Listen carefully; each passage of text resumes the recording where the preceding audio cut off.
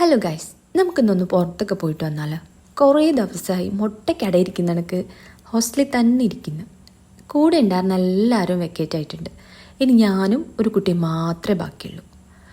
റൂമിൽ തന്നെ ഇരിക്കാൻ പറ്റുന്നില്ല, അമ്മാതിരി ചൂടാണ് കോഴിക്കോടൊക്കെ. എന്തല്ലേ, ഒരു 1 year ആയിട്ടുണ്ടാവും ഞാൻ ഈ ഹോസ്റ്റൽ എടുത്തിട്ട്. സോ അതുകൊണ്ട് തന്നെ എനിക്ക് ഇവിടുന്ന് പോകുമ്പോൾ ഒരുപാട് വിഷമമുണ്ട്. സാധാരണ പുറത്തിറങ്ങിയ ചായ കുടിക്കുന്ന ഞാൻ ഇപ്പോൾ ചായ വേണ്ട, തണുത്ത എന്തെങ്കിലും മതി എന്നാണ് പുറത്തു വന്നത്. പക്ഷേ ഇവിടെയൊക്കെ അടുക്കാൻ പറ്റുന്നില്ല, അത്രയ്ക്ക് ആളായിരുന്നു. പിന്നെ നേരെ ബാസ്ക്കറ്റ് ഏട്ടൻ്റെ സർബത്തടയിലേക്ക് പോയി. ഞാൻ അധികം അങ്ങനെ ഓവർ മധുരം കഴിക്കത്തില്ലെങ്കിലും ഇപ്പം നല്ല ചൂടായതുകൊണ്ട് എന്ത് കിട്ടിയാലും കുടിക്കുമോ എന്നുള്ളൊരു മൈൻഡിലാണ്.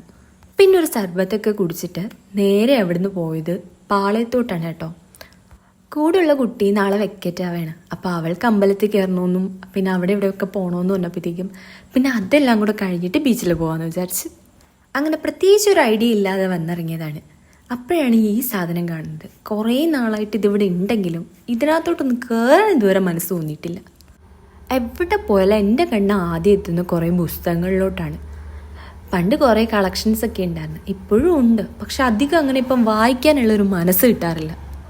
ഈ മാധവിക്കുട്ടിയുടെ ബുക്കിനോട് എനിക്ക് എന്താണെന്നറിയില്ല, പണ്ട് തൊട്ടേ ഒരു വല്ലാത്ത പ്രേമമാണ്. ഈ നഷ്ടപ്പെട്ട നീലാംബരി എന്ന് പറയുന്ന ബുക്കിനകത്ത് നഷ്ടപ്പെട്ട നീലാംബരി എന്ന് പറയുന്നൊരു സ്റ്റോറി ഉണ്ട്, അതെൻ്റെ ഭയങ്കര ഫേവറേറ്റാണ്. പിന്നെ ഈ സ്റ്റാർട്ടിങ്ങിൽ തന്നെ അവിടെ കുറച്ച് ഡയറീസും കുറച്ച് പിൻട്രസ്റ്റ് ടൈപ്പ് സ്റ്റിക്കേഴ്സും ഒക്കെ ഉണ്ടായിരുന്നു. അങ്ങനെ ഞാനും കുറച്ച് തപ്പിയതിന് ശേഷം കുറച്ച് സ്റ്റിക്കേഴ്സൊക്കെ എടുത്ത് കുഴപ്പമില്ല, അത്യാവശ്യം വെറൈറ്റി സ്റ്റിക്കേഴ്സൊക്കെ അവിടെ ഉണ്ട് കേട്ടോ. പിന്നെ അത്യാവശ്യം കുറച്ച് ഒരു 90s ആ ഒരു ടൈപ്പ് മുട്ടായികളൊക്കെ അവിടെ ഉണ്ടായിരുന്നു. പക്ഷേ എനിക്ക് എൻ്റെ ഫേവറേറ്റ് എന്ന് പറയുന്നത് മറ്റേ കാക്കപ്പുളി എന്ന് പറയുന്നൊരു മുട്ടായി ഉണ്ട്. അതിന് നിങ്ങളുടെ നാട്ടിൽ എന്താ പറയുന്നതെന്ന് അറിയില്ല, പക്ഷെ അതവിടെ ഇല്ലായിരുന്നു. പിന്നെ ഒരു ആവേശം മൂത്ത് മറ്റേ ആകാശത്തൊട്ടിൽ എന്ന് പറയുന്ന സാധനമില്ലേ, അതിനകത്ത് കയറാൻ വേണ്ടി 2 ടിക്കറ്റൊക്കെ എടുത്തിട്ട് ഞാനും അവളോട് കയറി. പക്ഷെ കയറിയ ആവേശമൊന്നും ഇറങ്ങിയപ്പോൾ ഉണ്ടായിരുന്നില്ല, കാരണം പാതി എത്തിയപ്പോൾ ഞാൻ ഭയങ്കര നിലവിളിയായിരുന്നു. കരഞ്ഞ് നിലവിളിച്ച് താഴെ ഇറങ്ങി. അതിനുശേഷം നേരെ പോയത് ബീച്ചിലാട്ടോ. അവിടെ ഇപ്പോൾ ക്രിക്കറ്റ് മാച്ച് നടക്കല്ലേ. സോ കുറച്ച് നേരം അവിടെ പോയി നിന്നതിന് ശേഷം നേരെ റൂമിലേക്ക് വിട്ടു, കാരണം ലേറ്റ് ആവല്ലേ, നമുക്ക് ടൈമുണ്ട്.